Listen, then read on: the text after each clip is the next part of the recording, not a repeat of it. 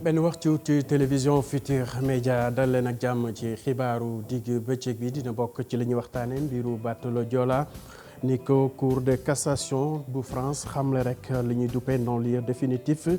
mu mel ni daal amatul kenn ku ñu topp ci jéey ji nga xam ne daloon na ci boppu Sénégal ak yenn njaboot fële ca France loole nag muy firndal rek li nga xam ne juridiction bii di cour d'appel joxe woon ci atum 2016 ci fàttali rek réewu Sénégal moom jotoon na classé mbir mi ci atum 2003 donc ci biir xibaar yi dinañu tase kenn koo xam ne rek da ci lorule woon ay njabootam di Idrissa Diallo dinañ ko am téléphone. beneen mbir bi ñuy waxtaanee di SDE jamono ji nag ñu ngi sàkku ci kilifa yi Sénégal ñu àddu jëmale ci li nga xam ne lu ñuy duppee éducation provisoire loo xam ne rek moo leen di letti wala ñu firi leen ndax dañuy wéyal liggéey bi ci jox askan wi ndox am déet loolu nag ñu gis ne rek délai bi ñu leen joxoon dañ ko romb bu baax a baax ba tax na jamono ji daf leen xaw a jural ay jafe-jafe leneen lu ñu nemeeku ci langue politique fii ci suñu réew yenn saa yi ay parti politique nga dégg rek ay kilifa di ci yëkkati ay kaddu yoo xam ne rafetlu wuñu ko wala sax seen nekkin ci biir parti politique bi xaw a metti lool bi ci mujj rek mooy APR ci diwaanu banlieue bi fi jàpp Kër Massar wala sax sa Géejawaay ay kilifa ku ci mel ni Aliou Sall Lat Diop Moustapha Mbeng wala Abdoulaye Sow ci diwaanu Kër Massar ñoom bokkuñu kàddu rek te mel ni rek ñoo bokk li nga xam ne moom mooy APR ci loolu sax dina ñëwaat rek ci kàddu yi nga xam ne kii di Théodore Adrien Sarr di cardinal yëkkati woon rek di sàkku ci kilifa yi rawatina ñi yëngu ci wàllu politique ñu xoolaat kàddu yi ñuy faral di yëkkati leneen lu ñuy waxtaane ci wàllu tàggat yaram Coupe d'Afrique Cameroun 2019 Sénégal dina fa teew loole nag mu am ko démb digganteem ak Soudan gannaaw bu gaynde Aliou Cissé yi dooree di réewu Soudan benn bal ci dara ci loolu nag capitaine Cheikhou Kouyaté di woo ñëpp ñu bokk li nga xam ne rek mooy ndam li lay jàppoo ngir Sénégal mën a dem kanam ci loolu tamit président fédération sénégalaise bu football di rafetlu liggéeyu Aliou Cissé mbokk yi lii moo fi gën a fës boo leen taxirloo tuuti ñu faram fàcce ko.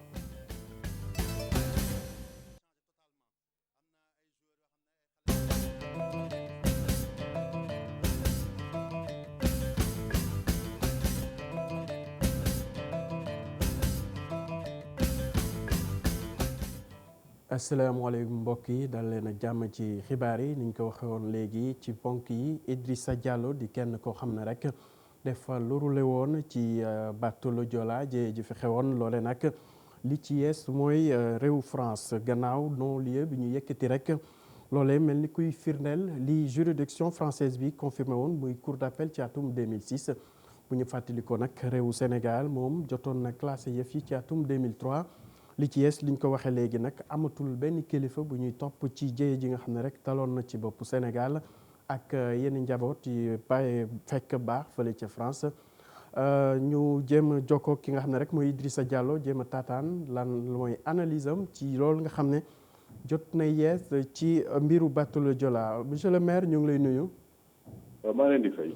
waaw lan mooy sa analyse ci li nga xamante ne rek juridiction française bi yëkkati na ko maanaam benn non-lieu définitif ci mbiru bateau Joola. waaw si cassation bi ça veut dire que li ma analyse mooy que au moins justice française déroulé na processus. def nañ instruction nga xam ne jàngal nañu lu bëri ndax seen enquête yi liñ bëri ñun li ñu xam si loolu lañ ko jëlee ñoo ba cassation bi mais li ñu wax aussi waxuñu que nit ñi defuñu dara dañu ne dafa may manquement yu garaaw. mais juróom-ñaari nit yi ñuy topp dañuy am humilité de juridiction dañ leen di mënuñu leen atte France donc il faut que nit ñi comprendre day mënuñu leen atte France Sénégal la ñu war a atte parce que dafa am ay convention Sénégal signé yi nga xam ne su dee ay premier ministre la wala ay chef d'état-major wala ay kii yooyu am na li nga xam ne dañ ko signé ak ñoom mënuñu ko def France defe naa loolu moo indi seen non-lieu définitif donc avocat yi pour ñu dem cassation dañu newoon France war na ma ko juger parce que du si géeju Sénégal la affaire bi am géeju Gambie la donc c'est au international donc genre affaire international lañ koy juger au lieu ñuy xool si accord ñu lié ak Sénégal donc loolu laa ciy jàpp di sant aussi justice sénégalaise française moo xam ne ubbi na dossier bi def na problème bi mooy que Sénégal mu classé dossier parce que justice sénégalaise musul jot ci dossier boobu procureur da ko tij rapidement classé ko même su daa amuloon plainte moo waroon na autosaisir ndax ñaari junni nit fu ñu génnee àddina procureur balaa ñu tëb fu politicien wax rek ñu tëb sa kaw ministre bi laay mais il faut ñu wax nit ñi qu'est-ce qui est possible ndax actuellement man dama ne président de la République moo am sañ-sañ moo am pouvoir boobu ubbi dossier bi parce que volonté politique lay laaj léegi débat boobu dañ ko posé ne est-ce que président bi lu tax mënu ko ubbi parce que ñun ba léegi on tient à la justice parce que mënoo ñàkk ay nit c'est la première fois dans le monde may gis nit génn àddina ñu xam ne telle place la nekk mu ngi fii ñëpp xam ne foofu la nekk kenn jëliwu ko kenn bëgg ko génne pourquoi wax naa ñooñu duñu ay nit ay mbokkam yi duñu ay nit donc il faudrait que aussi ñu indi seen kii naan fauteuil bi joolaa bi soo ko laalee da ngay daanu et tout fii ku nar a daan da ngay daanu nañu dem jëli bateau bi. waaw gisoon nañ ne atum 2003 amoon na lu jotoon xew ci dossier bi fii ci Sénégal ndax association parents victimes bateau le Joola tey dinañ jóg sumb yeneen xeex ci wetu juridiction yi feete fii Sénégal ngir mën a am lu gën a leer ci boobu le dossier. non c'est que xam nga association li ñu mën a def léegi c'est-à-dire que Sénégal fii dañuy am ay c'est-à-dire que justice bu ñu demee dafa am ay at yi nga xam ne su fa eggee rek dañuy tëj dossier bi mais loolu président de la République moo am sañ-sañ ne dama ubbiwaat dossier bii parce que ñu joué woon si kii bi dem na France ñuy xaar les choses jugées dañ ko fait ainsi de suite France ni ñuy def Hissène Habré ay 2000 et quelques victimes la amoon en Tchad toog nañu ay at ñëw fii Sénégal jugé ko man assemblée dama noonu du mu voté loolu parce que importation de cas d'injustice la Sénégal fi injustice baa ngi nii 2000 et quelques personnes des nañ ci géej gi kenn sauvé wu leen ak kenn génnul bateau bi kenn amul ci tribunal amul justice loolu c'est pas normal bu ñu naan réewu yoon la réewu droit la réewu droit du doxee nii dañuy ñaan président de la République ci sañ-sañam da yàlla moom la am doole boobu pour ubbiwaat dossier bi na am volonté politique boobu courage politique bu mu ubbiwaat dossier bi pour que ñu jugé ñu génne aussi bateau bi. jërëjëf mu nekkoon Idrissa Diallo bokk ci association des parents des victimes du bateau Joola ñu wax ci mbiru politique seetlu bi mooy ci diwaanu banlieue bi fu ci mel ni Guédiawaye wala sax Kër Massar bëri na ay kilifa yu féete ci biir APR dëgguñu bokkuñu benn kàddu maanaam loolee nag bëri ñu ko ñaawlu donte am na ñu joxoon dog seen dàll ngir fexe jàmm dellu si seen diggante mais ba jamono ji ñuy wax ak yéen mënees nañu wax ne loolu antoogul bokk na ci ñoom Aliou Sall Lat Diop ci diwaanu Guédiawaye ci diwaanu Kër Massar moom kii di Moustapha Mbeng ak Abdoulaye Sow mënees nañu wax ne seen kàddu doonatul benn. mbiicoog mbaalo ci wàllum politique fii ci diwaanu banlieue gi yëngu na lool ca Guédiawaye ak Kër Massar parti bii di APR jaxasoo na fa ndaxte benn ci leader yi nanguwut a nekk ci ginnaaw moroomam te ku ci nekk yaa ngi naan mana. am na ñoo xam ne tey duñu mës a ànd ak Lat Diop biir APR am na ñoo xam ne duñu mës a ànd ak keneen biir APR Lat Diop la ñuy àndal donc ñu bàyyi noonu. ca Guédiawaye moom Lat Diop doon concurrent direct bu rakku njiitum réew mi di Aliou Sall di itam maire Guédiawaye dafa bëgg mbir mi leer nee na. li wóor mooy loolu moom dama koy wax nañu imaginer forme boo xamante ni peut-être mën nañ ci ànd ba mu des forme jël Lat Diop teg ko ci gannaaw nit loolu moom du ma ko nangu parce que sama liggéey ci Guédiawaye ak sama taxawaay ci Guédiawaye mayatuma man may bootu ci nit fii ci Guédiawaye loolu aussi boo ko bëggee def da ngay indi problème. Abdoulaye Sow ay ñoñom woo ko ca Kër Massar ngir mu diir mbagg kii di Moustapha Mbeng mi ndey ji réew bokk moomeel gi ne pare na ngir joxe lépp lu mu am ngir gën a wane boppam ci gox googee. grand yi xam nañ ne su ma ñëwee affaire bi dina dox ñu ne donc nañ jëli booy bi buñ ko bàyyi muy nelaw donc loolu moo waral tey ñu woo ma mais tamit yéen journalistes yi xam ngeen ne Kër Massar maa ko moom. et daañ dem seeti suñu frère Moustapha Mbeng en tant que maire de Kër Massar yàlla jiital ko ci dëkk bi ñu jéem a xool naka la ñuy boole suñuy loxo ñu mu nekk benn parce que ñàkkul nekk benn. mën a gi bëri ci wàllum banlieue gi ñuy waajal lii di campagne présidentielle atum 2019 gi ba tax na it ku ci nekk it yaa ngi xeex ci sa wàll ngir gën a wane sa bopp yenn ci ay leaders yi ñi ngi def ay jéego ñeneen ñi ñoom xalaatuñu benn yoon jàmm jooji dellu si fa. bi fay mën a ci diwaanu banlieue bi fii moom ci biir Ndakaaru Ousmane Sonko doon tase démb ak taskatu xibaar yi ñëwaat ci vidéo boobu nga xam ne juróon na coow bu bëri ci biir réew mi loolee indi na ci ay leeral fësal rek ne boo gisee jamono ji ñiy féete ci parti politique su gouvernement bi laay wax sax di ko indi lay jafe-jafe rek dafa fekk ne moom taxawaayam dañu gis ne dafa mucc ayib jamono ji ba tax na ñu koy indil ay jafe-jafe ci loolu àdduna ci jëmale ci li nga xamante ne rek moo xewoon foofee ca Kër Massar militant boobu ñu faatoon wante ci li mu gën a insister rek mooy ci vidéo boobu jur coow ñu teewlu ko ci micro Cheikh Hassana Fall. wax ji li ko andi moo ëpp solo mooy léeg-léeg da ngay am lu la métti ci sa xol léeg-léeg da ngay wax bi ngay wax da ngay am lu la métti ci sa xol parce que réew mu mel ni Sénégal ñu ne bokk nañu ci ñaar fukki réew ak juróom yi gën a ndóol ci àdduna paj bu baax amu fi lekk gu baax amu fi nga gis ci jamono jooju ay kilifa yoo xam ne sénégalais yi dañu leen wóolu ba fal leen bañuy soxla dañoo ñëw fu nekk ne dimbal leen ma ngeen fal ma ñu jox leen réew mi ñu ñëw toog di gundaandaat jël suñu xaalis yëpp détourné ko randal ko loolu nga koy gis bis bu ne te yàlla may la nga nekk sama position man di xam lu bëri di gis lu bëri léeg-léeg sa xol dafay xaw a jóg te loolu sénégalais bu mu naqariwul rek wax dëgg yàlla doo patriote ñëpp la war a métti parce que am nañu tout ce qu'il faut pour faire ce pays-là defar ko rapidement. ñu desandi ak conférence de presse boobee sax ci loolu kii di Ousmane Sonko di njiital Pastef nee na fan yi di ñëw daxul sax dem foofee ca Doha nga amal ab doxub nemmeeku rek su ko defee mu mën a waxtaan ak kilifa bi di maître Abdoulaye Wade ndax ba jamono ji ñuy wax ak yéen day faral di déggante ak moom di sàkku ci moom tamit mu koy xelal. taane mooy xiiroo ngaayoo bi ñu nemmeeku jamono ji ci biir langue politique loolee jural ñu bëri coow ba tax yenn ci kilifa yi rawatina kilifa yi jàngu yi kenn ci ñoom di Benjamin di yëkkati ay kàddu rek Théodore Adrien Sarr di sàkku ci kilifa yi ku ci ne xoolaat taxawaay bi nga xam ne am nga ko rek ndax tey jàmm moom ci la lépp xëj ñu teewlu ko ci micro Cheikh Diop. wax war a nekk loo xam ne dafa indi lu baax et non pas lu indi lu bon noonu la ñu moytu vraiment wax loo xam ne du indi dara ci réew mi mais moytu ko d'abord en faisant ku nekk nga def attention ci si di nga def parce que lu nekk sa xol nga woon ko woone toujours c'est pas bon donc na nga maîtriser bu baax a baax te balaa nga wax nga seet ne lii su ma ko waxee dina indi lu baax wala lii du ma ko waxee mu indi bu ma moytu ko. ci kaddu yooyu la ñuy desandi sax yenn saa yi ñu bëri gis na rek dafay faral di ñàkk teggin ba tax na rek ñenn ñi gis ne ku ci ne da nga bëgg a fësal sa bopp waaye anam biñ koy defee bëriwul ñu koy rafetlu loole nag am na ñu ci joxoñ baaraam tuuma bokk na ci Ahmed Khalifa Niass Moustapha Cissé Lo ku ci nekk ak sa gis-gis donte sax ñu bëri duñ ko gisee noonu adiatal. weccante kaddu yi ñagas ci wàllu politique nekk na lu jéggi dayoo fan yi dem ba yee fitna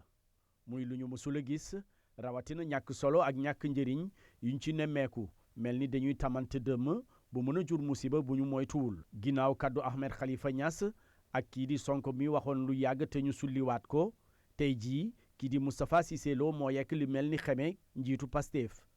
muy ay kaddu yu tegginewul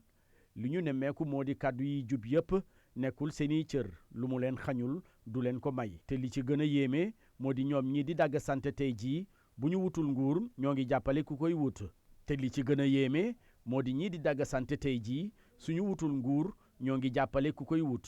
askanu Sénégal nag yellool na ak li gën dagg sante jot na politiciens yi mën a ànd ak dal wàññi fitna gi rawatina ci campagne électorale bii ñu jublu ngir tànn njiitu réew Sénégal. Adia Talla waa SDE di kër gi ñu denk lépp lu aju ci joxe ndox mi fii ci suñu réew wala sax ci biir Ndakaaru ñoom li ñu bëgg rek mooy nguur gi firi leen wala ñu lett leen rawatina li ñuy duppe éducation provisoire loolu moo leen di may ñu xam ndax dañuy mën a wéyal liggéey bi am déet loolu nag ñu gis ne rek délai bi ñu leen mayoon ak léegi dafa weesu ba tax ñuy sàkku ci kilifa yi ñu taxawaay boo xam ne rek dina mën a tax ñu xam ci ban fànn la ñu féete Dissa Préra ak Diafara Ba. juróomi weer ginnaaw appel d'offre yi état bi waxagul ban entreprise lay jox distribution ndox mi ci Sénégal conseil d'administration bu SDE jàpp ne délai bi dafa yàgg tool te tekk-tekkaaral bi dafa am leneen lu muy nuróol.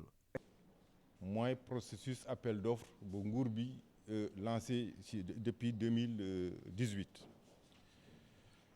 conseil d'administration dafay fàttali que processus appel d'offre jaar na ci ay fànn yu bëri mooy préqualification ak qualification ensuite ñu door a seet offre financière yi dañu fàttali aussi que autorité publique wax na prix yi ñaata la offre yi ñaata la léegi entre boobu ak léegi am na juróomi weer ñu bëggoon xam ñun Sénégalaise des eaux ñàkk jël décision boobu ci attribution dafay gàllankoor suñu activité bés bu ne xamuñu lu waral tekkaaral bi. ci gis-gisu conseil d'administration bu SDE situation bi dafa am lenn lu muy gàllankoor ci liggéey bi te it dafay jur xel mu tey. xamuñu lu waral tekkaaral bi te xam ngeen ni xam nañ lu mel ni su amee dafay tey xel te ñëpp dañ ci wax ñu bëggoon am relation yu baax ak autorité publique yi que décision ñu mun ko jël ndax Sénégalaise des eaux continuer di wéyal liggéey bu muy def. ci fàttali ci juin 2018 bi passé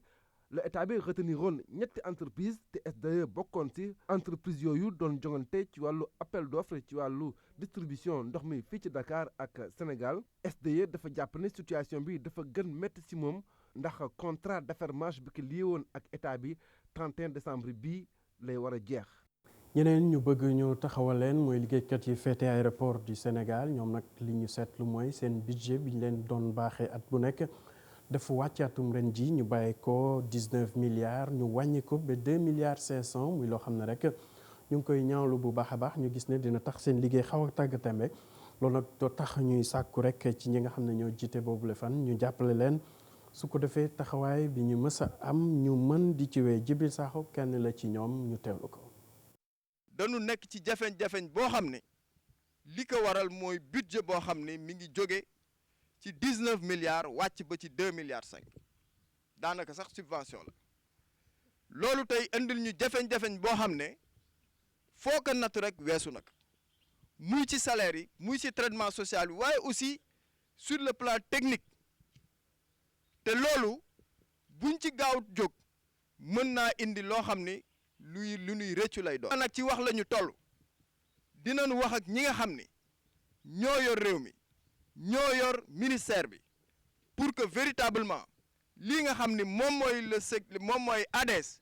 liñ ci war a def ak niñ ci war a taxawee ñu taxawee ca noona ba véritablement coono gi nga xam ne moom lañu nekkee depuis transfert ba léegi coono googu ñu mën ko wan ginnaaw. conséquences yi mu mën a am bari na déjà rek salaire yi la ñu nekkoon nekkatu ko ñëpp a sentir ni nga xam ne wax dëgg yàlla mbir yi wàcc nag et tey fi mu ne même bi ñuy ubbi école ñu bare danoo dem lebi.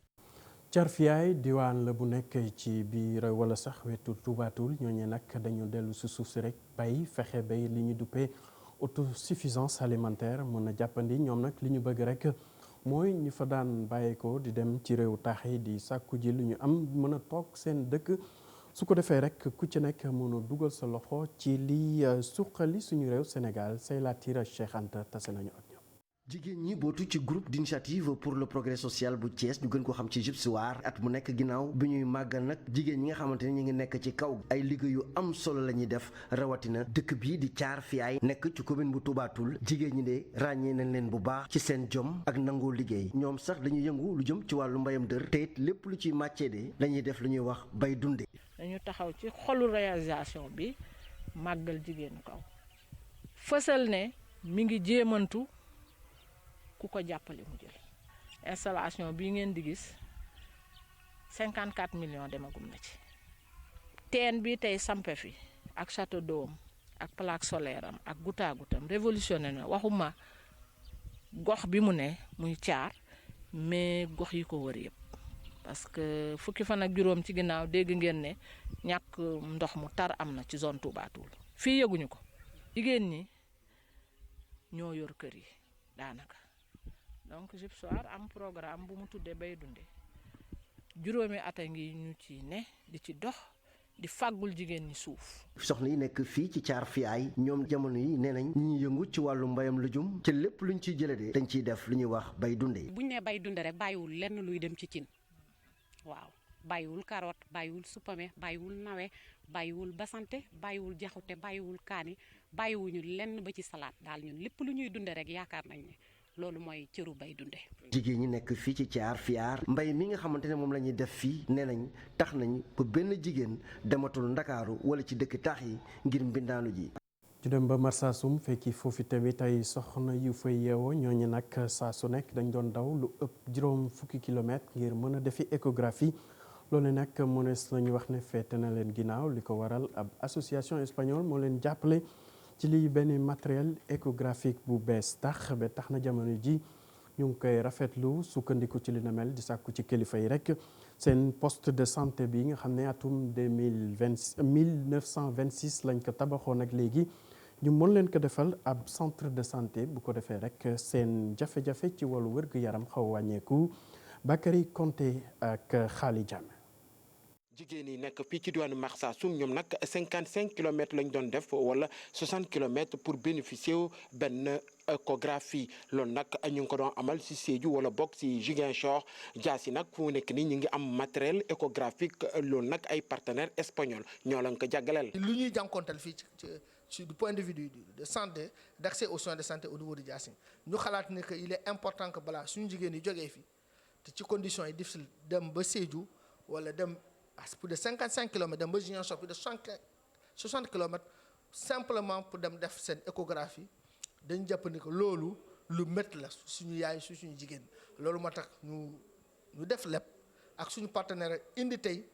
biir Marsassoum ci biir Diassine benn matériel boo xamante ni matériel échographie te dernière génération la. ñeenti communes yoo xamante ne ñu ngi fii ci diwaanu Diassy ñoom nag ëpp nañu 50 000 habitants ba tax na population di ne dañu bëgg poste de santé bu Marsassoum ñu daal koy ériger centre de santé. tey Marsassoum lu muy sumb Marsassoum lu muy xalaat vision équipe municipale mooy ériger poste de santé Marsassoum en centre de santé. parce que dañu jàpp ni Marsassoum Diassy mérité na am centre de santé population Marsassoum environ 15 000 habitants la. mais boo jëlee ci Diassy nga jël 4 communes yi population 4 communes ëpp na 50 000 habitants donc je pense que Marsassoum war na am centre de santé. waxoon nañ ko yàgg na bon d'ailleurs sax ñu ngi sëy pour que poste bi ñu ériger ko en centre de santé parce que capacité d'accueil moo tax Marsassoum polarise village yu ñu polarise ñoo bëri. donc daanaka donc il faudrait que au moins ñu fi benn médecin boo xam ne mën na alléger liggéey ICP bi tey sa ICP 8 heures la commencé liggéey jusqu'à 16 heures. population yi nekk fii ci diwaanu Diassy di xaar tem nguur gi daal di ériger poste de santé bu Marsassoum def ko centre de santé ndaxte poste bi nañ fàttaliku ñu ngi koy créé ci 1926. Bakary Konté ñu dellu su fii ci Ndakaaru wax ci ñaareelu forum bi ñu jagleloon lépp lu aju ci wàllu habitat ak développement loolu nag ñu amaloon ko fii ci Ndakaaru réew Sénégal ak Maroc ñoo bokkoon rek organiser boobule xew-xew liñ ci bëgg rek mooy fexe bi askan wi mën a am ay dëkkuwaay yu mucc ayib yu dëppook jamono njiitu réew mi sukkandiku na ci xew-xew boobee nag ngir yëgle ne dinañ def seen kem kattan ngir dëkku kaw yi tamit ñu mën leen taxaw bu baax a baax. Fatoumata Touré ànd ci ak Amadou Ba. defaraat dëkku ville africaine yi doon mbébétu ñi nga xam ne ñoo yëngatu ci secteur habitat benn feuille de route nag amal nañ ko ngir rek daal di yeesal benn agenda urbain bu bees. deuxième forum africain ci wàllum dëkkuwaay Sénégal ak Maroc daal di koy amal nekkoon nag ay moment échange président de la République Macky Sall nag di ko rafetlu. L'ambition du forum de Dakar est d'engager l'ensemble des pays africains. forum de Dakar di ab xalaat bu dajale réewum Afrique yi ngir xalaat ci dëkkuwaay yu yees liñ ci jublu mooy fexe ba méngale koom-koomu réew yi ak ni askan wi di dëkkee ci réewum taax yi. moom sax di xamale ni dina amal benn politique urbanisation ngir rek daal di defaraat dëkk yi nga xam ne ñoo nekk ci kaw gi. Notre politique d'urbanisme c'est aussi de penser au monde rural. ak xalaat bi tamit bëgguñu fàtte dëkk kaw yi ci loolu sax PUDC mi ngi ciy liggéey bu baax ci wàllu yoon wàllu ndox ak assainissement muy luy yombal liggéey ci dëkku kaw yi. ministre habitat moom dafa jàpp ni développement urbain moom rek moo mën a yëkkati ab réew. Sans ginnaaw ab taxaw seetlu boo xoolee lépp dafa daal di bootu ci li nga xam ne moom moo di habitat bu BTP bi doxee di nga gis ne lépp lu soxal wàllu habitat dina gën a dox te foog naa ne loolee dina gën a yokk li nga xam ne moom moo di koom ci ab réew li ñu mën a tënk daal moom mooy mbirum habitat lu am solo la. Si on parle de d'autres secteurs, il faut qu'on y intègre l'habitat. jëflante dëkk africain yi nag nekk lu baax bu ñu sukkandikoo ci ministre habitat bu Maroc bi. C'est quelque chose de très important que les ministres africains. lu am solo la jëwriñ ñi nga xam ne ñoom ñoo nekk ci tudd bu Afrique daal di profité ci biile ndaje waxtaanee lépp lu soxal wàllu urbanisation ndax boo xoolee ñoom ñëpp ñoo bokk jafe-jafe yi nga xam ne ñu ngi koy jànkonteel ci wàllu bi mu mel ni urbanisation bokk na ci li nga xam ne moom moo gën a mën a suuxat ab réew. benn planification dinañ ko amal ngir rek daal di jàppale ñi nga xam ne ñoo di citoyen yi ba nga xam ni lépp luy jafe-jafe dëkkuwaay dinañ ko génne fii ci Afrique.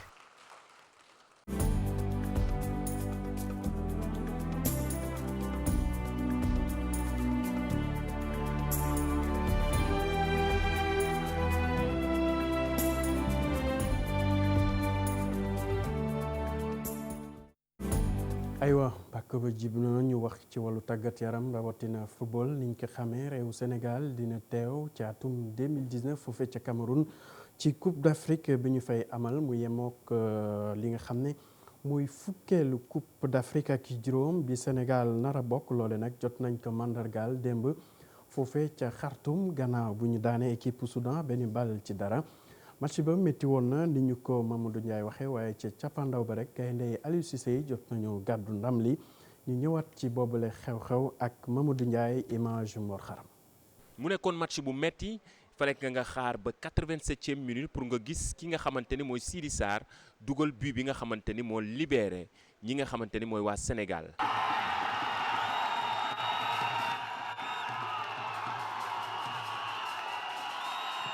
Sénégal daal di daan waa Soudan fii ci dëkkam benn bal ci dara mu nekkoon match bu jafe waaye li gën a am solo Lions yi def nañ ko maanaam gagné assuré seen qualification ci Coupe d'Afrique bii ñu jëm ci atum 2019. Afrique benn match yombut si match yëpp métti tey gis ngeen Soudan match bu métti la match bu ñu demoon Madagascar tamit match bu métti la di sant yàlla bu baax di remercier vraiment suñu supporters yi. voilà en face adversaire moo fa nekk. donc il faut que ñu arrêter di sous-estimer adversaires yi yàgg naa ko wax nee naa leen Afrique léegi mbër bu ndaw amatu fi ay mbëru mag rek fi nekk donc si tey Sénégal mën na aspirer ni que mën na gagner ñëpp nañu nangu tamit ni que ñeneen tamit war nañ mën a jouer pour gagner ñoom tamit donc loolu mooy humilité je pense que humilité boobu bu ñu ko amee rek incha allah dinañ gën a liggéey ça fait vraiment jëm kan équipe bi mën a dem kanam. non du coaching gagnant parce que du loo xam ne dama koy jël yóbbu ko ci sama boor foog naa tey équipe 11 ñooy commencé et puis ñeneen ay remplaçant nañu tey mën naa wax ni que banc bi remplaçant yi xale yeen ñoo nekkoon ci banc bi ñoo ñu gañaloo match bi di ci sant yàlla bu baax a baax a baax la. yombul woon parce que dañ ñëw fii tey benn équipe soudanaise ba bëgg woon football def nañ tout pour jéem ñu baare route bi mais match bi dafa ñuroo woon comme match bu ñu joué woon Madagascar. dañuy waxoon joueurs yi bu ñu encaissé de toute façon bu ñu encaissé tôt ou tard dinañ am occasion bi dinañ dugal loolu suñu borom dogal donc dañuy félicité Sidi bi dugal bii bi moo tax bii bu libéré ñun ñëpp. pourtant ca ndorteel ga nekkoon na match bu jafe ci ñi nga xamante ni ñooy ndawu Aliou Cissé yi ci première mi-temps bi daanaka gisuñu benn tir bu jub ci camp waa Soudan Aliou Cissé ci deuxième mi-temps bi mu indi ay coppite dugal Mbaye Niang Diao Baldé Keita ak ki nga xamante ni mooy Sidi Sarr mi dugal but bi ci 87e minute bi. match bi metti woon na trop ñëpp gis nañ ko mais waaw bi coach bi defee changement yi deuxième mi-temps bi ñu ñëwee gars yi apporté nañ fraîcheur ñëw nañ jaayante nañ def nañ lu nekk waaw défensivement bàyyi wuñu fexe nañ te retenir gars yi ba yàlla may ñu ndam. kontaan macha allah kontaan quoi waaw. yal na yàlla xeeb dool yi lañu. waaw mais comme ni ñu waxtaanee yeneen jours rek après dugal ma defal ma taxawam la fii j'ai respecté le choix donc après fu ma taxaw bii bi ñëw après donc kontaan waaw. mu jeexee ak mbégte ci kanamu supporters yi ñëwoon fekk ci match bi diggante supporters yi Aliou Cissé ak footballeurs yi mbégte la ñu gis ci seen xar kanam.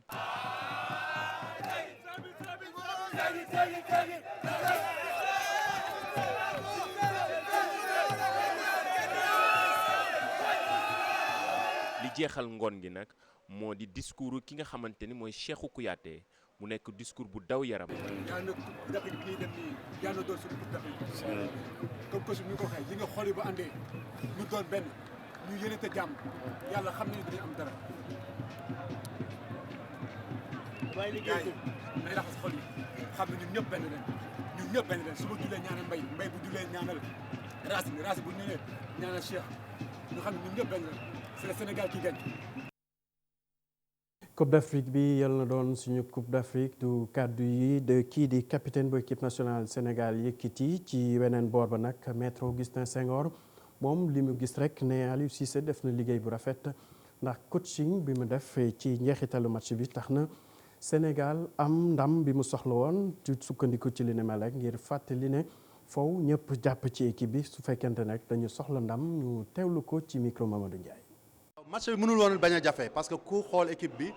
xoolaloon xar kanamam ñetti weer ci kanam ak léegi nga xam ne équipe bi dafa changé totalement am na ay joueurs yoo xam ne ay xale la ñu ngi doog a joué seen premier match fii ci Soudan ñeneen ñi Dakar la woon ak bii mooy seen deuxième match ak condition yu xaw a difficile climat bi maanaam li tubaab di wax hécatombe lu ñu am ci blessé yi bés bu nekk même tey bi ñu yeewoo dañu ne xëj na Mbaye Diagne day forcé parce que bii bi da doon metti donc li ñu perte si ay jours defe naa si histoire du football lii guléet la donc mais joueurs yi wane jom wane fulla fayda amaana lépp jekkul woon mais si match yi fii Afrique nii la même bu fekkee ne mënoo football bi nga bëgg na nga fexe ñetti poñ yi nga soxla nga jël ko te tey jël nañ ko parce que moom moo ñuy yóbbu fële ca Cameroun 2019 ñu mun aussi dem ak dal si ñaari match yu mujjee fi nga xam ne tey am na yeneen équipe yoo xam ne yu ñu ràññee Afrique la ba léegi ñu ngi xëccoo seen place pour qualification. ñu yegsi nañu nag ci ëttu yéene kaay ak suñu mbokk Barthélémy Ngom. dal leen jàmm bu kenn xaar Ousmane Sonko ñolug bisaabam enquête moo ñu ko xëy wax yéenekaay bi dellu siwaat ci ndaje bi nga xamante ni njiital Pastef seq na ko démb ak taskatu xibaar yi Ousmane Sonko mel ni ku fas kanam nu nu ko xamee daal di nag vidé saakam ak ay mise au point ci ay mbir yu bëri rawatina ci mbirum Mariama Sagna Ousmane Sonko ne procureur bu Pikine dafa nekk di joggi ay prérogative attekat bi ca la xew ca Ziguinchor nee na audience bi daanu ko amal juróom-ñaari fan ci weeru novembre bi ñu dëgmal njiital Pastef nag mel ni kuy dëggal ay kàddoom nee na amul dara lu graaw ci vidéo bi loo xamante ne war na ko regretter loolaa tax mu jàpp ne warul baalu kenn ak moom Ousmane Sonko nag yokk ne président de la République bi gën a xarañ ci histoire du Sénégal moom mooy Abdoulaye Wade loolaa tax yéenekaay bi di Le Quotidien ne Ousmane Sonko tiir ba mu waxoon dafa mel ni mu ngi koy rectifier La Tribune jàpp ne Ousmane Sonko defaraat na ay kàddoom gën leen a jekk-jekkal taxaw nag taxawaayu xeex ndax mu ngi wéy di ñaawlu doxalinu Macky Sall ak gouvernement bi ba tey ci mbirum Ousmane Sonko boobule yéenekaay bi di L'Observateur xamal ñu ne moom Sonko dana dem ca Qatar ngir nemmeeku ji Abdoulaye Wade ci noonu L'As Quotidien ne Sonko ak Abdoulaye Wade day boo moytuwul ci alliance lañ jëm jàppal bàyyil bi ñeel Ousmane Sonko tax nag ba réew mi quotidien mel ni ku sampap laaj ne ndax kan moo créé phénomène Sonko bile yéenekaay bi ne bu mooy Ahmed Khalifa Niass nga xamante ne kenn mënu ko situé ñeneen ñépp ñiy dal ci kaw Ousmane Sonko sama naataango jàpp ne waa APR ak ñi bokk ci mouvance présidentielle bi ñoom ñoo créé Ousmane Sonko ñoom ñoo ko defaral place bi mu toog kujje politique bi bàyyil ko mu toog jàpp njàmburam ci noonu muy occupé média yi yépp di def buzz fas yéene nag dem ca Qatar waxtaan ak Abdoulaye Wade boobu image am ñu fekk ko ci xët wu njëkku direct info mu dend ak Ahmed Fall Braya yéenekaay bi ne gis-gis gi nag mu ngi bëgg a leer ndaxte gannaaw maître Madické Niang Ahmed Fall Braya boo moytuwul dana dem ca Macky Sall yéenekaay bi gëstu fàttali ñu xuloo bi doxoon diggante Abdoulaye Wade ak kii di Ahmed Fall Braya ci bi Emmanuel Macron njiitu réew mu France di amal ab ngan foofule ca Saint-Louis dolli ci nag dédommagement bi ñeel victime yu incendie bu parc Lambaye sama naataango bi sax daal di sampap laaj ne ndax ñi nga xamante ni dañuy ne Ahmed Fall Braya dafa ànd ak Macky Sall ba bare di làqu ndax ñooñu amuñu dëgg gi mel ni lu lekk ci biir yéenekaay bi di l'Observateur mi nga xamante ni dafa xëy wax ñu ci projet de loi de finances 2019 Amadou Ba autorisé nañ ko mu def bor boo xamante ni toll na ci 1317 milliards yéenekaay bi jox kàddu nag kii di ministère des finances mu ne bor daal da di loo xamante ni nguur gi assumé na ko bu baax beneen ab bor ba nga xamante ni ma nga IPRES nguur gee ko amel yéenekaay bi ne IPRES daal mu ngi ci guddi gu setakul ci jamono ji ndaxte ci atum 2015 IPRES amoon na lu toll ci 200 milliards ci ay keesam waaye ci atum 2018 bi dara desatu fa yéenekaay bi nag jàpp ne état bu Sénégal moom mooy caxat-caxatee xaalisu IPRES ba ci jamono ji amel na ko lu toll ci juróom fukk ak ñaari milliards ci sunu koppar yokk ci nag PCA bu IPRES bi nga xamante ni lu toll ci juróom benn at ma nga occupé postam fekk mandaawam jeex na bu yàgg lu yàgg la waaye ba tey mu ngi ci xel yi mu di mbirum batolo Joola yéenekaay bi di Les Échos xëy xamal ñu ne justice bu France àdduna jagleel non lieu définitif ci mbir moomule yéenekaay bi ne justice bu France daal dina topp bu Sénégal bi nga xamante ni dafa jël dossier Joola bi classé ko li ko dalee ci atum 2003 ba nëgëni cour de cassation daal dina rejeté ni ki démb pourvoi bi nga xamante ni njabooti ñi loru ci bateau Joola def nañu ko ñoom def nañu ko sunu gaynde yi qualifié nañu ci Coupe d'Afrique des Nations record moo ñu koy xëy xamal nee na sunu gaynde yi bii moo nar a doon seen fukk ak juróomeelu Coupe d'Afrique des Nations Sidi Sarr dugg na ci histoire la yéenekaay bi wax moom mi nga xamante ni moo dugal bit bi tax Sénégal gagné Stade Quotidien yi naka noonu Sénégal daan na Soudan benn bal ci dara sunu gaynde yi ña nga ca Coupe d'Afrique des Nations gay am ca Cameroun ci atum 2019 Aliou Cissé ne matchu démb bi dey mooy match bi gën a métti ci match yi mu jot a jongante ci banc wu équipe nationale bu Sénégal jendook jàmm. jaajëfal Barthélémy Ngom yéen tamit naka noonu ci kóolute bi ak safo bi di leen di ñaanal kenn jëlu jàmm jërë ngeen jëf.